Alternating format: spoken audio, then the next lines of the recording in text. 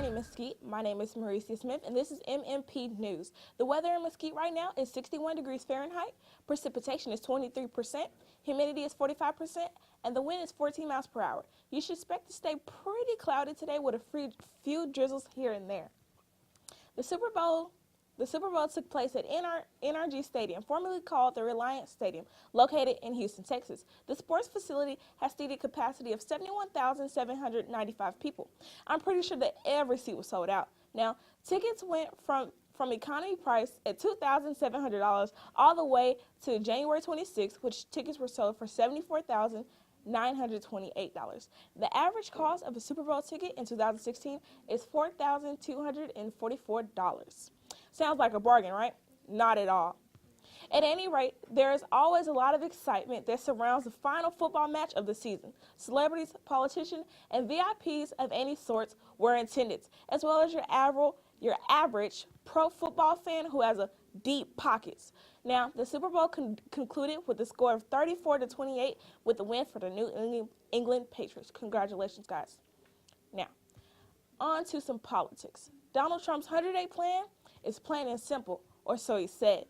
He's making plans on 1, making jobs for American people, 2, boost the economy, 3, create a new tax and trade reform, 4, deport millions of illegal immigrants, 5, work on making a better national security, and lastly, build a wall on the Mexican and American border with the Mexican government paying for it, or so he says. Let's move along. A developing story here in Mesquite, Texas. Mesquite High School will have changes done to the school since it was first built in 1901. That's a big thing. A school hasn't got renovated since 1901. We're going to have a reporter, Melanie Gamez, cover this interview to us. To you, Melanie. Hello, my name is Mauricia Smith. And I'm Melanie Gamez. And here we're interviewing Ms. Jackson, the assistant principal of Mesquite High School. Hello, everyone. As I said, I am an assistant principal here at Mesquite High School. I have been here since 2009, so I'm probably, besides Mr. Waller, we've been here the longest, actually. Been an assistant principal for 13 years now, so I have seen and feel like I've done a lot. So I'm excited about this opportunity and the opportunity to talk to you a little bit about kind of some of the things we do in leadership. That's great. Let's jump right into the questions. Okay. So, number 1, what are some ways that you connect with your school community? Well, there are a lot of ways. And so when you think about the school community, you think about teachers, you think about students, and any staff members. So that's your paraprofessionals, your secretaries, your custodians, so different ways. You have your typical ways, obviously, when you're doing walkthroughs and or sending out emails, but there are also different ways, like with parents. I try to make sure that in the morning that I'm out and about, if I see parents that are up there, try to make sure that I introduce myself, try to make sure that there's a positive face that they see. With students, when I first started here, I didn't know very many students, and it had actually taken me kind of a few years because my role initially was registrar. So I didn't really get a chance to get out and about. So in doing discipline, we see students about different things, usually related to maybe some things that are not so positive. But I try to make sure that when I am out in the hallways that I am speaking to students. I try to make sure even students that are not in here or that I may not necessarily see on a regular basis, that I'm getting to know names, that I'm asking about how you're doing, how's your family doing, what's going on in your life. Trying to connect with them in different ways, like finding out about their hobbies. When I was in high school, I was in drill. And so, I will connect with students on that way. So we may talk about those kinds of things. I had a daughter that plays basketball, so I can connect with students on that way. I don't know a whole lot about it, but I can talk a little bit about it. So you try to just find out how people are doing. Even with staff, it's real easy. This is a really big place. There are almost 2,900 students, and we have a staff of almost 200. So it's really, really hard to get to know everyone unless you're intentional about it. So making sure that you address people by their first names, making sure that you're finding out, what's going on with them, that you're having conversations with them about what's going on in their lives, or, asking about their spouses or asking about their kids and different things like that. Doing things like we have a process, we do Skeeter shout outs. And so sometimes it's the little things, like you send a card out, you saw someone doing something that's positive, so sending a Skeeter shout out.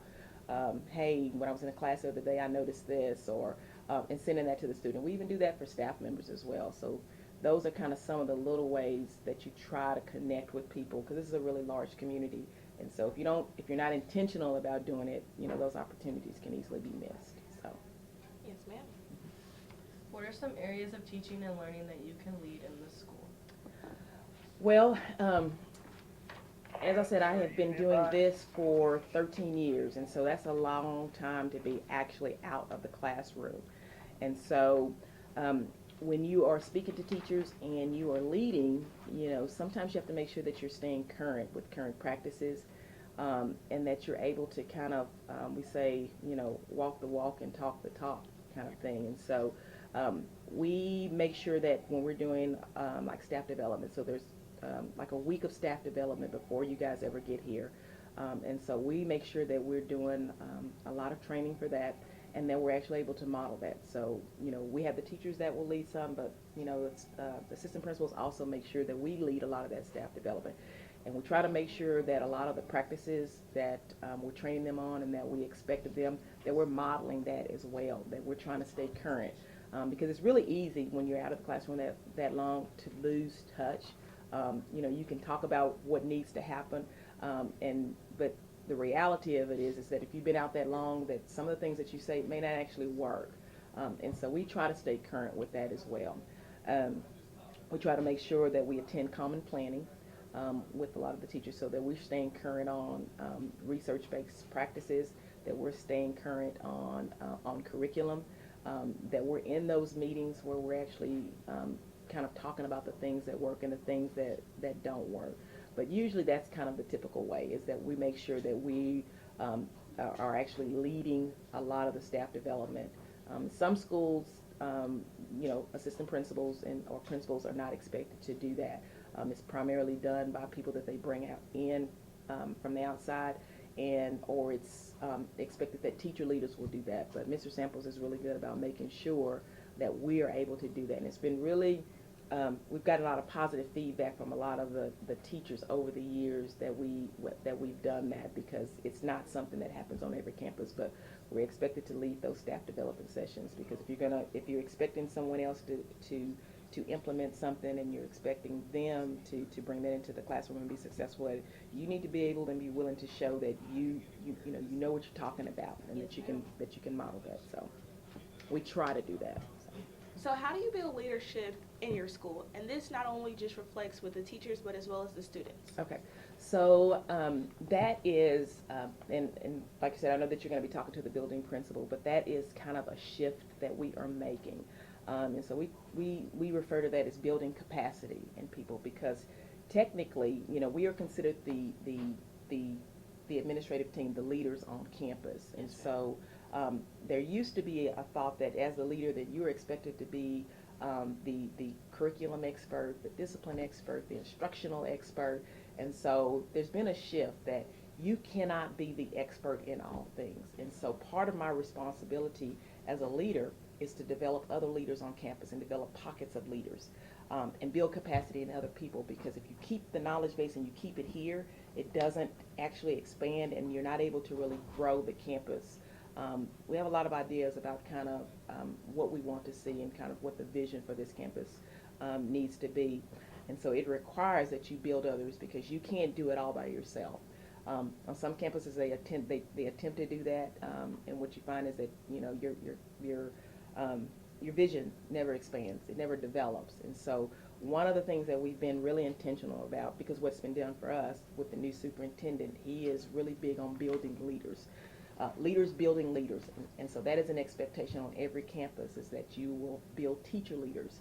And so some of the ways that we've done that is we have department heads, but we also have teacher leaders. For example, we have a department head that's over science, but in the specific areas of science like IPC or chemistry or physics, we have leaders within that, within those areas as well.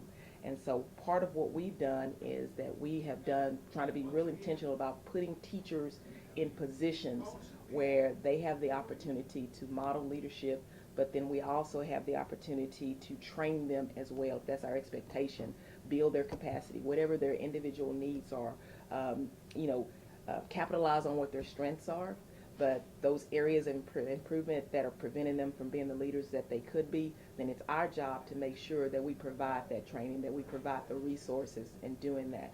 And there may have been some growing pains with that, because sometimes you're asking people to take on leadership roles where they've not done that. Sometimes there are people that are behind the scenes kind of people, and that's okay as well. But sometimes we're asking people to step outside of their comfort zone. And so it's our job to build that capacity in people. And then if we're asking them to do that, then to do what we need to do to make sure that they're comfortable. Because they're the leaders in the classroom as well, so it's going to spill over into that area as well. With the students, we have senior leaders that we have worked on, and so that is probably a relatively new area. I would say in the last few years, maybe 4 or 5 years, that we've really kind of done what we can to kind of pour into that as well, and putting them in positions where we expect, okay, well, the senior leaders will be doing that. But we've also relied on them a lot, but we've also looked at, okay, what are some other student leadership groups that we can look to, because we want to make sure that we're building those groups as well, but also opportunities for other students that may not necessarily be senior leaders, but what about juniors and what about freshmen? So we looked at Town Hall is another group that we started a few years ago, and it kind of died off, but we kind of revamped it and brought it back to life. And so one of the things that Mr. Samples wants to do with that group is kind of put them together with looking at what the school vision is and have them be a part of that, the mission statement, and have them kind of think about that when we're revamping and redoing that, and putting students in opportunities to be doing that. We have a gems and a gents group, and so looking at kind of building leadership in those young ladies and those gentlemen as well, and so kind of pouring into them, so to speak. And so we're looking for pockets of groups. You have your other groups, your class presidents, and so those are the kind of things that we're looking at, is where on campus do we have groups already that we are not utilizing and that we're not necessarily developing to their full potential, so that those students can then look at other students and build groups as well, so that they can then, it's kind of like, have you ever heard of trainers training Yes. others? So that's kind of what we're looking at with students as well. It's like taking those groups kind of to the next level, that they will then turn around and start looking and building up other students. That's where you really see growth as well, especially when you've got 2,900 students. So. Thank you so much, Melanie Gamez, for that report. Again, my name is Mauricia Smith, and this is MMP News. Check us out, www.mpnews.com. See you on the next hour of MP News.